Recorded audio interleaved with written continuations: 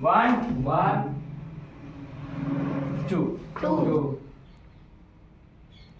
3 4 फिर से right side 1 2 3 4 अब पीछे से दीदी आप और पीछे हो जाओ।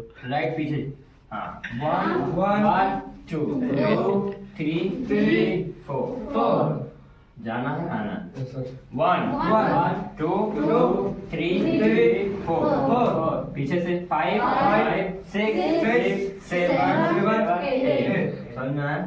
अब आगे राइट एंड लेफ्ट राइट पैर लेफ्ट हैंड 1 क्रॉस होगा हाँ 1 अब 2 समझ में आया? अब राइट वाला पैर पीछे जाएगा हाँ एंड 3 एंड 4 समझ में आया? अब नीचे करो हाथ फिर राइट एंड लेफ्ट राइट हाथ 1 2 पीछे 3 एंड 4 जाना है चले आना 1 2 3 4 आया फिर से 5 6 7 8 समझ में आया?